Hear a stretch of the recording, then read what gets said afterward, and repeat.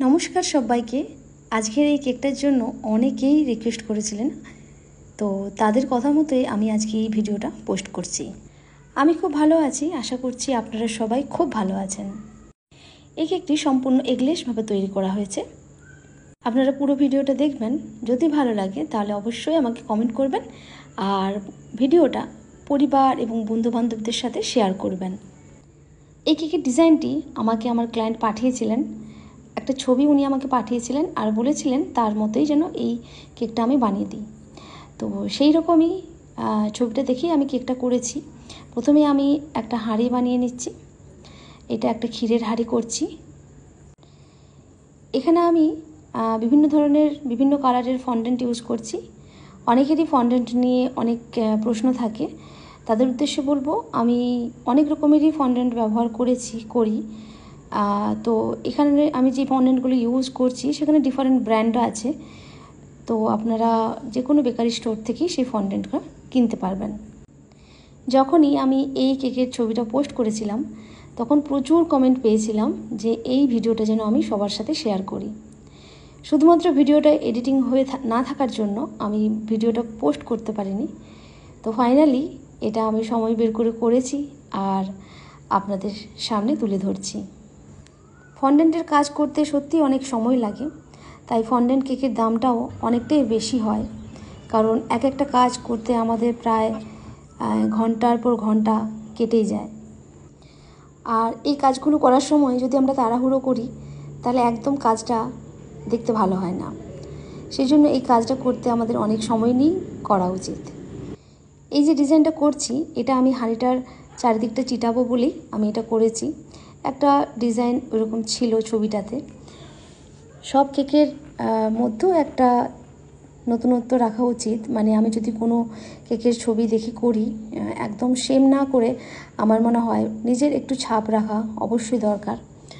তো সেখানে আমি চেষ্টা করেছি একটু একটু করে সমস্ত জিনিসটা নিজের মতো করে করার। আমি সবাইকে অনুরোধ করব, পেজের যে রিচটা সেটা একটু কমে এসেছে। আপনারা সব ভিডিওগুলো শেয়ার করছেন না বলেই হয়তো। আপনাদের কাছে অনুরোধ, আপনারা প্লিজ এই ভিডিওটা অবশ্যই শেয়ার করবেন। আপনারা যদি একটু সাপোর্ট করেন তাহলে আমি আগামী দিনে আরও অনেক কাজ দেখাতে পারবো। আমি হাঁড়িটা করে নিয়েছি, এরপর করে নিচ্ছি ময়ূরের পালকগুলো। ময়ূরের পালক করার জন্য আমি বেশ অনেকগুলো রঙের ফন্ডেন্ট ব্যবহার করছি। এখানে আমি প্রথমে একটু পার্পল, তারপর একটু স্কাই ব্লু, তারপর একদম নেভি ব্লু কালারের ফন্ডেন্টটা ইউজ করেছি। আর একটার সাথে একটা ফন্ডেন্ট এভাবে চিটিয়ে দিচ্ছি।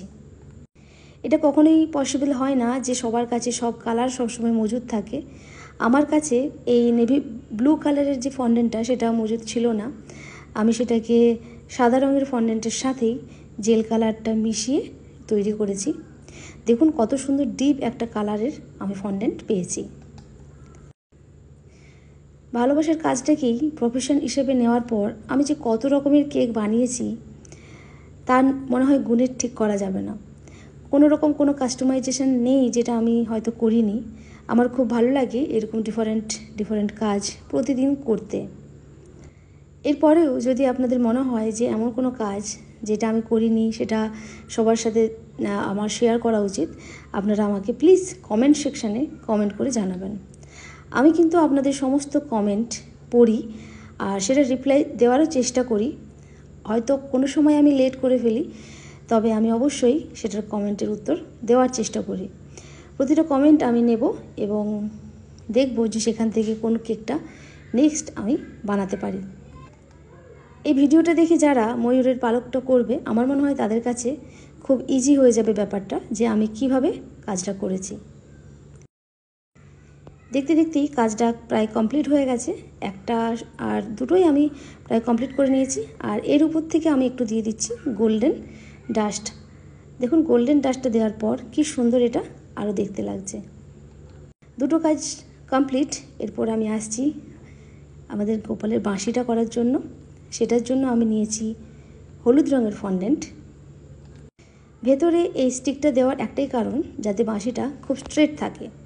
যদি স্টিকটা না দিই তাহলে হয়তো বাঁশিটা একটু বাঁকা দেখাতে পারে, তাই আমি এই স্টিকটা ভেতরে দিয়েছি। আর একটা নেভি ব্লু কালারের রিবন করে সেটা চারিদিকটা এভাবে বেজিয়ে দিচ্ছি। আসলেই যে ছবিটা কাস্টমার আমাকে পাঠিয়েছিলেন সেখানে কাজের ছাপটা ঠিক কিছুটা এরকম ছিলই।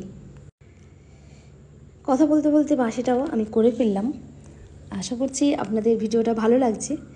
যেহেতু অনেকগুলো জিনিস পরপর বানাতে হচ্ছে, তাই আজকের ভিডিওটা একটু লেন্দি হচ্ছে, আমি বুঝতে পারছি। তবু আমি সবাইকে অনুরোধ করব আপনারা ভিডিওটা একদম শেষ পর্যন্ত দেখবেন। এরপর আমি কতগুলো ফুল কেটে নিচ্ছি। এর জন্য আমি ইউজ করেছি একটা ফুলের মানে গোলাপ ফুলের একটা ছাপ, সেটা দিয়ে আমি ফুলগুলোকে কেটে নিচ্ছি আর সেটাকে একটু গোল্ড পলিশ করে দিচ্ছি। বাস এইভাবে আমি সমস্ত জিনিসগুলো আগে রেডি করে নিয়েছি। এরপর আমি আসবো কেকটা কমপ্লিট করে তার উপরে কাজটা বসানোর জন্য। আমি প্রথমেই বলেছি আমার আগের ভিডিওতে, অনেকগুলো ভিডিও আমি আগে বানিয়েছি, সেখানে বলেছি যখন সেমি ফন্ডেন্টের কোনো কাজ আমরা করি তখন কিন্তু অবশ্যই আমাদের আগে এই যে কেকটা সেটাকে ভালো করে চিল করে নিতে হয়। পুরোপুরি কেকটা সেট হয়ে যাওয়ার পরেই আমাদের উচিত ফন্ডেন্টের কাজ তার উপরে চাপানো। একবার যদি আমরা ফন্ডেন্ট কেকের উপরে চাপিয়ে ফেলি তাহলে সেই কাজটাকে আমাদের ফ্রিজে রাখা আর যায় না। সেই জন্য আমাদের কি করতে হয়, কেকটা পুরো সেট করে নেওয়ার পরেই কাস্টমারের হাতে দেওয়ার আগে কেকটার উপরে আমাদের ফন্ডেন্ট চাপিয়ে দিতে হয়। আর কাস্টমার আসতে যদি অনেক নিতে লেট করে তাহলে আমাদের একটু ঠান্ডা ঘরে কেকটা রাখতে হয়। এভাবে আমি আস্তে আস্তে কেকের উপরে জিনিসগুলো বসিয়ে দিচ্ছি।